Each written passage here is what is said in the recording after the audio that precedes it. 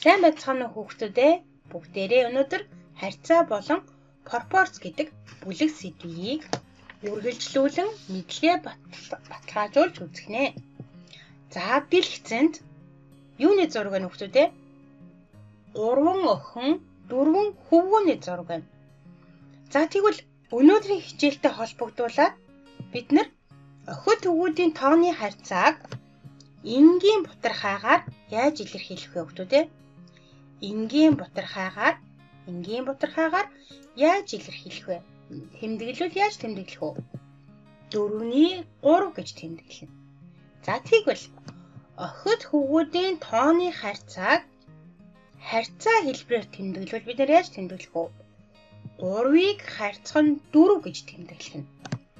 3 охин, 4 хөвгүүн байна гэсэн үг. За тэгвэл багш нь 2 асуултыг асууя. Нэгдүгээрт нийт хүүхдийн 3 охин байгаа биз? Нийт хүүхдийн 4 хөвгүүн байна. За тэгвэл энийг энгийн бутархай болон харьцаагаар хэрхэн бичих вэ? За нийт хүүхд гэсэн учраас нийт хүүхдийн тоог бүгдээрээ тоолъё. 1, 2, 3, 4, 5, 6, 7. Нийт хүүхэд 7. За тэгвэл энийг яаж бичих вэ? 7-ны 3 буюу 7 хүүхдийн 3 нь охин гэсэн үг. За энийг энгийн харьцаагаар хэрхэн бичих вэ гэхээр 3-ыг харьцах нь 7. За тэгвэл хөвгүүдийг мөн яаж бичих вэ? 4 хөвгүүнийг 7-ны 4. Харьцаагаар яаж бичих вэ хүүхдүүдээ? 4-ийг харьцах нь 7 гэж бичгэнэ. За тэгвэл пропорцийн үндсэн чанарыг бид өмнө үзсэн байгаа. Гэхдээ дахиад нэг санаад харъя бүгдээрээ. За энэ бол хоёр харьцаа байна. 2 харьцаа харагдаж байна. За эдгээр харьцаануудын буюу энэ дээр пропорцийн үндсэн чанар яригдана. За захын 2 гишүүний үржүүр нь дундах 2 гишүүний үржүүртэйгээ тэнцүү байна.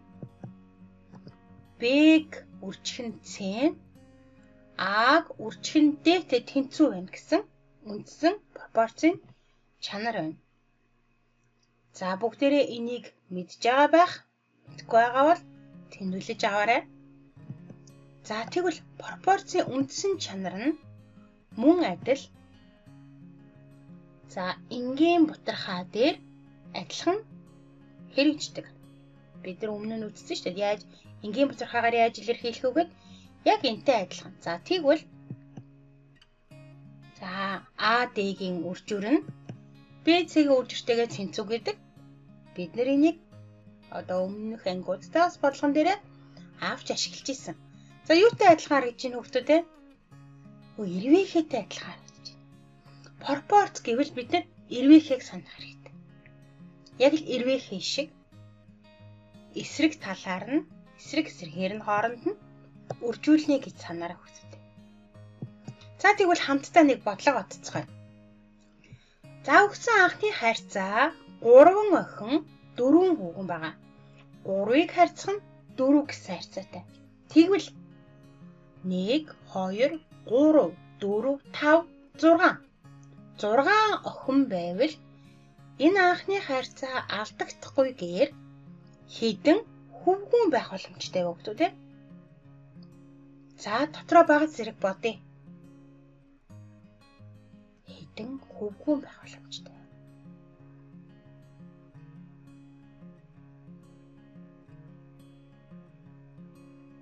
За эхний ээлжинд ойлгох нь маш чухал хүүхдүүдээ.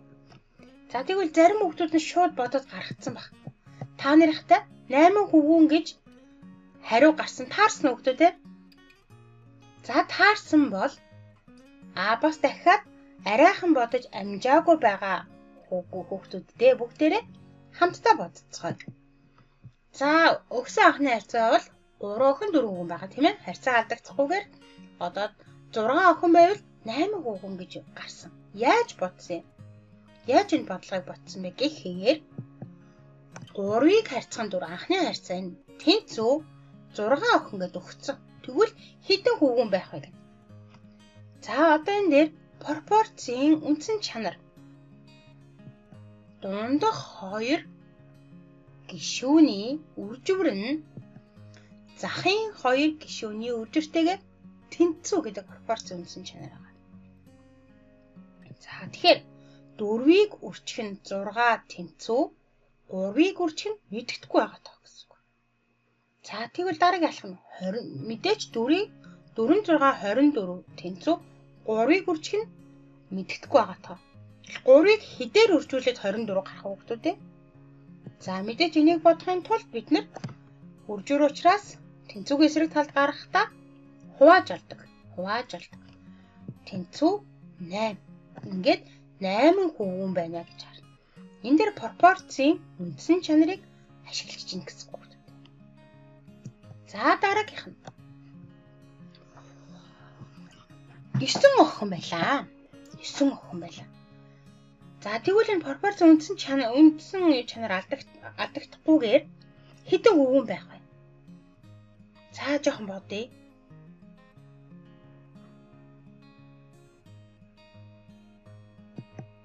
За 12 хөвгүүн.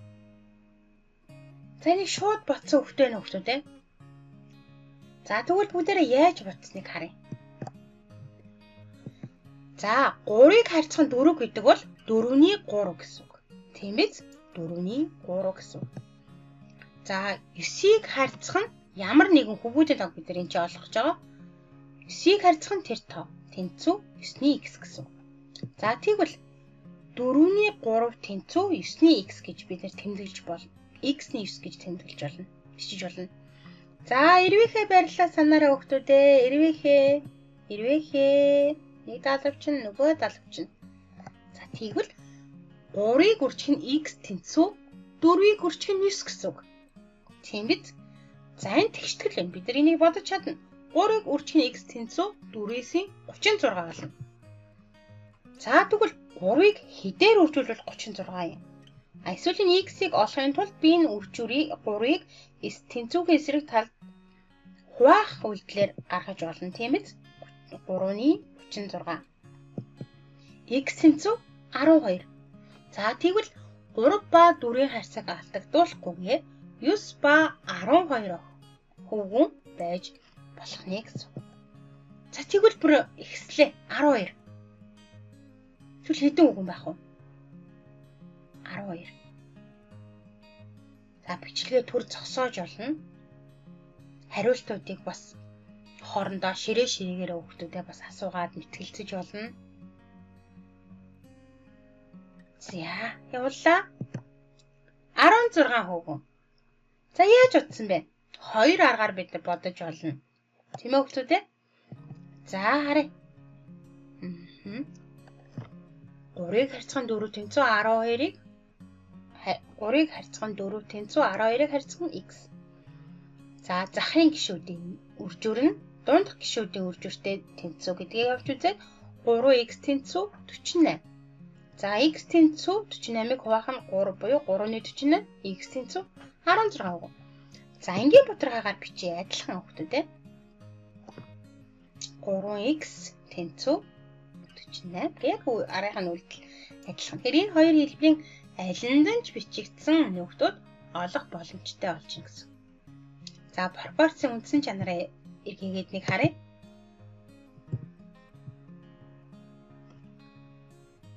За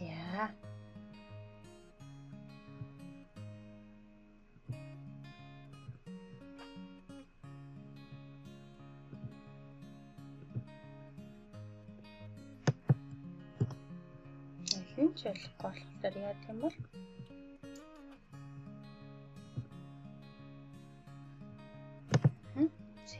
үндсэн чанар. За тэгвэл дараагийнх нь цэнхэр ягаан өнгийн ууттай чихрийн харьцааг хүснэгтэнд харуулсан байна. Харьцааг ажиглаад хамгийн хялбар анхны хэлбэрийг нь олоорой. Хамгийн багадаа ямар харьцаатай байж болох вэ? Цэнхэр ууттай чихэр 8, ягаан ууттай чихэр 2. 20 45 48 12 4 1 16 4 20 80. За хит хүүхдүүд сайн ажиглаарай. Бичлэгээ зогсоож болно. За, хариултыг харцгаая. Хамгийн хэлбэр анхны харьцаа бол 4 1 байна. 4 чихэр, 4 цэнхэрэнхтэй утай чихэр, 1 ягаангийн утай чихэр. Тэгэхээр хамгийн хэлбэр анхны харьцаа маань 4-ийг харьцах нь 1 гэсэн хэлбэртэй байсан байх шүү дээ. За дүгнэлт. 2 харьцааны тэгшдэглийг пропорц гэдэг.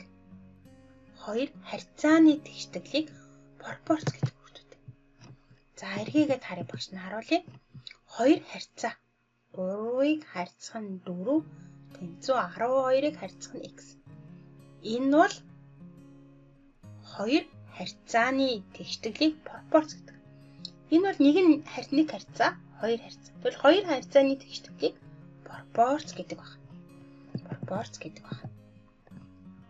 Пропорцийн үндсэн чанар нь пропорцийн захын гишүүдийн үржүүр нь дунд талын гишүүдийн үржүүртэй тэнцүү байна гэсэн. Дунд талын гишүүдийн үржүүртэй тэнцүү байна гэж байна. За ингээд бүгдээрээ дадлага ажлаа цаасаар өгөгдсөн дадлага ажлаа маш чанартай ойлгоод хийгээрэй хүүхдүүдээ. За өнөөдөр найзуудтайгаа уулзсан сайхан өдөр байна. Тэгэхээр бүгдээрээ удахгүй одоо бие маска зүгээд гараа хариуцгаад ийм баяр хөөртэйгээр бүгдээрээ ингээд цэцэрлэгт хүрээлэнд хамтдаа тоглолцоход тэгээ багшаагаа байхгүй байгаа ч гэсэн миний хүүхдүүд хажууд нь яг гээд байхгүй байгаа ч гэсэн маш сайн өөртөө ингээд өөрийгөө хуурахгүйгээр яг хичээлээ бүрэн зөв маш сайн хийгээрэй хүүхдүүд. Амжилт хүсье.